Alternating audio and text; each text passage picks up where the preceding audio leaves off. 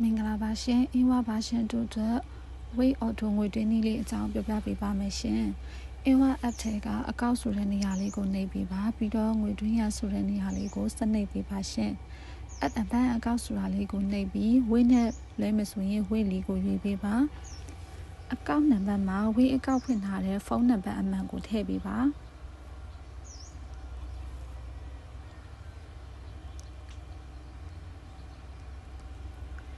username မှာဝေးအကောက်ဖွင့်ထားတဲ့မိမိရဲ့နာမည်ကိုထည့်ပေးပါရှင်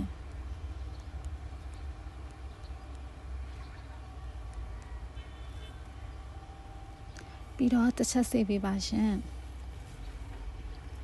ဝေးနဲ့လွှဲမယ်ဆိုရင်ဝေးကိုတစ်ချက်နှိပ်ပြီးလွှဲမဲ့အမောက်လေးကိုရွေးပေးပါရှင်ပြီးတော့ go to transfer ကိုနှိပ်ပြီးနောက်တစ်ဆင့်မှာ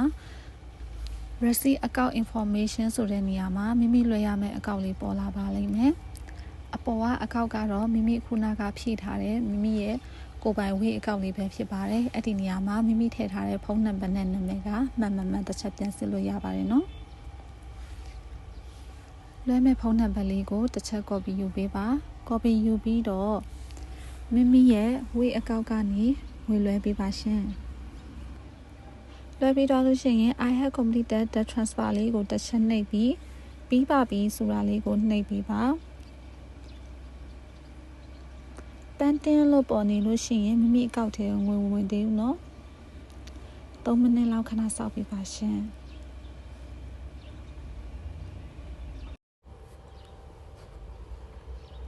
ဆက်ဆိုရင်တော့အကောင့်ထဲကိုငွေဝင်သွားပါပြီရှင်